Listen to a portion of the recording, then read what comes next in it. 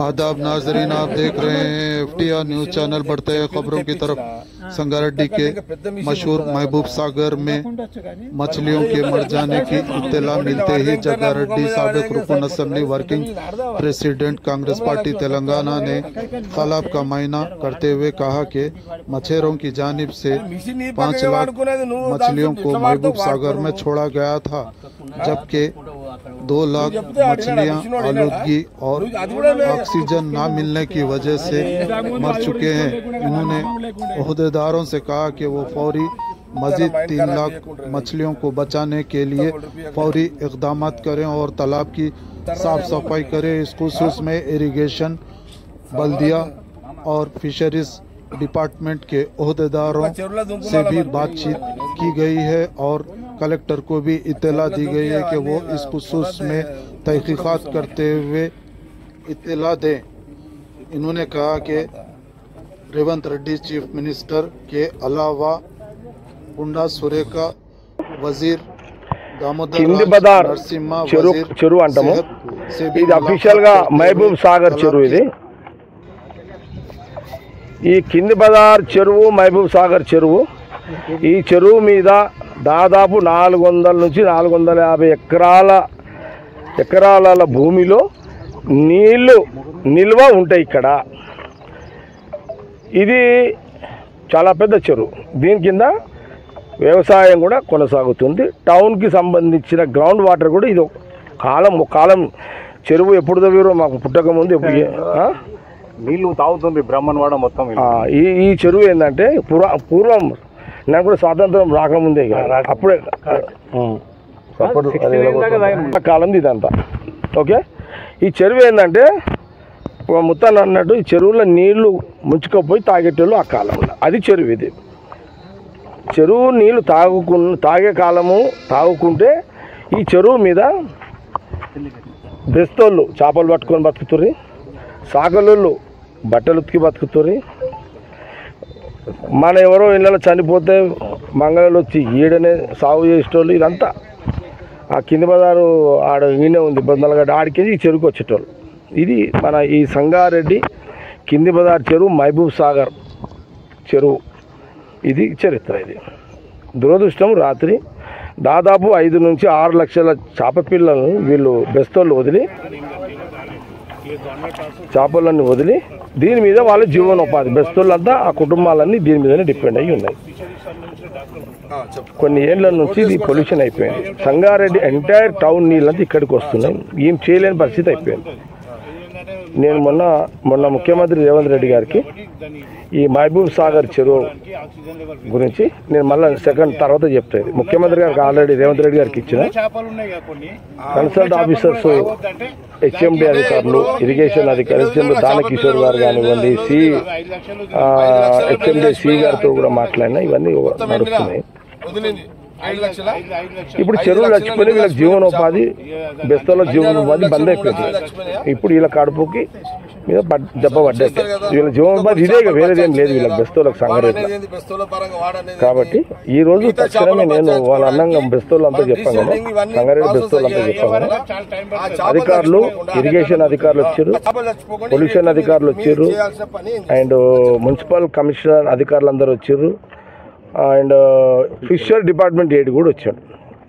ఇప్పుడు అంతా రివ్యూ చేసినాం, వాళ్ళ అభిప్రాయాలు చెప్పారు, అవన్నీ చూసినాం। వాళ్ళు ఏమేం పనులు చేయాలో మీరు ఆల్రెడీ వీడియోస్ తీసారు మీరు, దాన్ని మీరు గవర్నమెంట్ మీడియా ద్వారా జిల్లా కలెక్టర్కి, మా జిల్లా మినిస్టర్ దామోదర్ గారి దృష్టికి కూడా నేను మాట్లాడతా, మా జిల్లా మినిస్టర్ దామోదర్ గారితో మాట్లాడతా, మా జిల్లా ఇన్ఛార్జ్ మినిస్టర్ కొండా సురేఖ గారితో కూడా మాట్లాడతాం, ముఖ్యమంత్రి గారితో మాట్లాడతా, కన్సల్ట్ అధికారులు ఉత్తమ్ కుమార్ రెడ్డి గారు ఇరిగేషన్ మంత్రి వారితో మాట్లాడతా, HMD ఆల్రెడీ ముఖ్యమంత్రి రేవంత్ గారి దగ్గర ఉంది కాబట్టి ఆల్రెడీ ఆయన నోటీసులు ఉంది, ఆ ప్రాసెస్ చేస్తున్నాం అదంతా। ఇదంతా కూడా జరుగుతుంది। ఇంకే అధికారులు ఉన్నారు సార్, ఇంతే కదా అందరూ। ఇది ఈరోజు జరిగిన వ్యవహారం। ఇప్పుడు అధికారులు ఏం సలహా సూచన చెప్తున్నారంటే గుర్రం డెక్క నిండిపోయింది మొత్తం।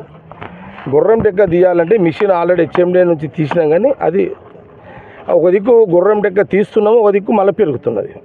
అధికారులు ఏం చెప్తున్నారు, అది భూమి 1 ఫీట్ నుంచే గుర్రం డెక్క వేర్లు ఉంటాయంట. ఎంత తీసినా మళ్ళీ పుడుతూనే ఉంటాయి, నీళ్ళలోనే కదా, భూమికి నీళ్ళు మధ్యలో ఏముంటుంది, పుడుతూనే ఉంటాయి, మళ్ళీ ఇమీడియట్లీ పుడతాయి ఇక. కాబట్టి ఇది ఒక సమస్య అయిపోయింది వాళ్ళకు. మా దీని మీద జీవిస్తున్న బెస్తోళ్ళు కానీ అధికారుల ఆలోచన ఏముంది ఈ రివ్యూలు అంటే, నేను అడిగిన వాళ్ళకు ఏంది సొల్యూషన్ ఏంది అంటే, సార్ పూడిక తీయాలి తీయాలంటే ఒక 5 ఫీట్ల పూడిక తీయాలి. ఆ బురదంతా వెళ్ళిపోతుంది, గుర్రం డెక్క ఇక ఉండదు, మొత్తం వెళ్ళిపోతుంది, ఎట్ ఎ టైం వెళ్ళిపోతుంది, పొల్యూషన్ కూడా వెళ్ళిపోతుంది. ఎట్లా పోతుంది, ఈ వాటర్ అంతా వదలాల్సి వస్తుంది. ఇది ఇక్కడ జరిగినటువంటి చర్చ. వాళ్ళందరినీ కూడా ఈ ఆల్ డిపార్ట్మెంట్స్ని జిల్లా కలెక్టర్ గారికి కన్సల్ట్ ఆఫీసర్లు వాళ్ళందరికీ కూడా మీరు రిపోర్ట్ ఇవ్వండి అని చెప్పి వారు చెప్పినాము. వారు మండే వరకు వారు పూర్తి చేస్తారు. మంగళవారంకి నాకు వాళ్ళ కరస్పాండెన్స్ లెటర్స్ నాకు ఇవ్వమని చెప్పినాం. దాని తర్వాత నేను అరే చెప్పరా ఎన్ని కుటుంబాలు రా, ఎన్ని ఇళ్ళు రా? 500 కుటుంబాలు. 500 కుటుంబాలు బెస్తోళ్ళు, సంగారెడ్డిలో నివసిస్తున్న బెస్తోళ్ళు, గంగపుత్రులు, చెరువు మీద చేపలు పట్టుకొని బతికే వాళ్ళు, సంగారెడ్డి మహబూబ్ సాగర్ కింది బజార్ చెరువు మీద దాదాపు 500 ఇండ్లు, 500 ఇండ్లు కుటుంబాలు, ఒక్కొక్క ఇంట్లో దీని మీద ఒక ఇంట్లో దగ్గర 5 మంది 6 మంది 7 మంది ఉంటారు. అట్లా లెక్కేసిన ఎంత అవుతున్నారు? 3000. దాదాపు దీని మీద 3 నుంచి 4,000 మంది ఈ చెరువు మీద డిపెండ్ అయి ఉన్నటువంటి బెస్తవాళ్ళు. ఇది సబ్జెక్ట్. నష్టపరిహారం నేను ఇప్పుడు ఫిషరీస్ డిపార్ట్మెంట్ కన్సర్న్ డిపార్ట్మెంట్లోకి ఏం చెప్పి ఏడీ గారికి ఏం చెప్పిన ఫిషరీస్ అంటే, చేప గవర్నమెంట్ ఇచ్చిన చేప ఓకే, మీరు ప్రైవేట్ చేపలు కూడా వీళ్ళు తెచ్చుకుంటారు. గవర్నమెంట్ ఇచ్చే చేపలు సరిపోవు కాబట్టి వీళ్ళు కొనుక్కొచ్చుకుంటారు. బెస్తోళ్ళ సంఘం ఉంటుంది కదా, సంఘంలో వీళ్ళ సంఘం నుంచి కొనుక్కొచ్చుకుంటారు. వీళ్ళు దాన్ని డబ్బులు ఇవ్వాలి. వాళ్ళు కాయ కష్టం చేస్తారు. ఇక్కడ ఎన్ని నెలలు రా చేప పెద్దగానికే? 6 నెలలు, 6 నెలలు, 7 నెలలు, 8 నెలలు, 1 ఇయర్. ఈ బెస్తోళ్ళు అంతే ఏంది, రాత్రి చీన వండుకోవాలి, చేపల కాప కావాలి, ఇవ్వడం దొంగ వచ్చి చేప ఎత్తుకుపోకుండా చూసుకోవాలి. చిన్నపిల్లలు ఎత్తుకుపోయేటోడు ఉంటాడు, పెద్ద చేపలు ఎత్తుకుపోయేటోడు ఉంటాడు. మరి ఆయన దొంగల పాలు కాకుండా మళ్ళీ వీడు రాత్రి తినేవనుకోవాలి. వీడు ఎవరు? బెస్తోళ్ళు. వీళ్ళు షిఫ్టింగ్లు పెట్టుకుంటారు.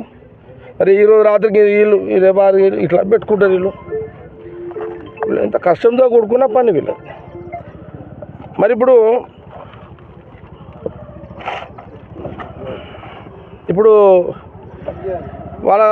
వాళ్ళు ఈ 6 నెలల నుంచి సంవత్సరం చేప పెద్ద అయ్యేంత వరకు కష్టపడ్డ చేప నష్టపరిహారం రావాలి. దాని కూలి వెళ్ళాలా లేదా? మరి మార్కెట్లో పోవాలంటే ట్రాన్స్పోర్ట్ ఖర్చు వెళ్ళాలి, మార్కెట్లో పోయి అమ్మాలి. ఈ నష్టపరిహారం అంతా కవర్ చేయాలి, తప్పదు, వేరే దారి లేదని నేను ఫిషరీస్ ఏడీ గారిని కోరడం జరిగింది. వాళ్ళు కూడా బెస్తోళ్ళు కూడా అడిగారు. ఓకే, ఇది మరి ఎట్లా సార్? అంటే ఇప్పుడు ఈ పొల్యూషన్ వాటర్ రాకుండా మహబూబ్ సాగర్ చెరువుని సంరక్షించారు. సీను, నువ్వు అడిగిన ప్రశ్న అదే. అధికారులు ఏమన్నారంటే, గుర్రం డెక్కు తీయాలంటే పూడిక తీయాలి, పూడిక తీయాలంటే నీళ్ళు వదలాలి. పొల్యూషన్ వాటర్ పోవాలంటే ఏం చేయాలి? పొల్యూషన్ వాటర్ పోవాలన్నా నీళ్ళు వదిలేయాలి, పూడిక తీయాలి, బురద తీయాలి. నీళ్ళు వదలాలి ఫస్ట్, తర్వాత పూడిక తీయాలి, 5 ఫీట్ల పూడిక తీయాలి. చెరువు అంతా 450, 500 ఎకరాల పూడిక తీయాలి 5 ఫీట్ల లోతుతోటి. తీయడంతో ఏమైపోతుందంటే పొల్యూషన్ వాటర్ బంద్ అవుతుంది. ఇంకోటి పైనుంచి వచ్చే డ్రైన్ వాటర్ని పక్కకు నుంచి వేరే దానికి వేసేసాలి. ఓకే, ఇవన్నీ చేస్తే దీనివల్ల అడ్వాంటేజ్ బెస్తోళ్ళు ఒక్కలే కాదు, ఇక్కడ బెస్తోళ్ళు ఏమో జీవనోపాధి. ఇక్కడ చాలామంది ఊరంతా ఇడికే వాకింగ్ వస్తారు. మళ్ళా ఇక్కడ విహారయాత్ర ఇదే పడవలకి ఇళ్ళనే ఈ వాటర్ని మనం ఇక పడవలు నడిపిస్తున్నాం. టూరిజం కూడా ఇదే, ఇదే. నేను నెక్స్ట్ మీటింగ్లో నేను మళ్ళీ చెప్తా దీన్ని. కాబట్టి ఇది కూడా వాటర్ తాగుతుంది. అచ్చా ఈ వాటర్ ఇప్పుడు జంతువులు కూడా ప్రాబ్లం ఉంది, ఇంకోటి. అందుకే ఇప్పుడు అధికారులే అంటున్నారు ఇవన్నీ చేయాలంటే వాటర్ వదలాలి, పూడిక తీయాలి, ఏం రావు, సమస్యలన్నీ వస్తాయి. ఇది ఇక్కడ జరిగిన చర్చ అధికారులతోటి, గంగపుత్ర సంఘం బెస్తలతోటి. ఇంకోటి ఏంటంటే ఈ వాటరు మొత్తం దాదాపు 60% ఈ వాటర్ గ్రౌండ్ వాటర్ కూడా పెంచుతారు. అది బోర్లు కూడా పనిచేస్తాయి. ఇది పరిస్థితి. కాబట్టి కాంగ్రెస్ గవర్నమెంట్ ఉంది కాబట్టి ముఖ్యమంత్రి గారు రేవంత్ రెడ్డి గారు నోటీస్కి ఆల్రెడీ తీసుకుపోయింది. ఇది సడన్లీ అయింది. ఇప్పుడు అది హెచ్ఎండి వేరే ఉంది. మళ్ళీ నేను నెక్స్ట్ వచ్చిన అది కూడా చెప్తాను. ఈరోజు గంగపుత్ర బెస్తోళ్ళ కడుపు వాళ్ళ బాధ వాళ్ళ ఇబ్బందులన్నీ కూడా ఇవన్నీ మీ దృష్టికి తీసుకురావాలని ఈరోజు మేము ముందు మాట్లాడడం జరిగింది. దీని మీద నేను ఇమీడియట్లీ నేను ముఖ్యమంత్రి గారితో కన్సల్ట్ అధికారులతో మాట్లాడి నా ప్రాసెస్ నేను చేస్తుంటా. షార్ట్ టైం మన టార్గెట్ ఏంది, తొందరగా కవరింగ్ రెండు చేయాలి. రికవరు చేయాలి, కవర్ కూడా చేయాలి, రెండు చేయాలి. ఓకే, ఇది దీని మీదనే మేము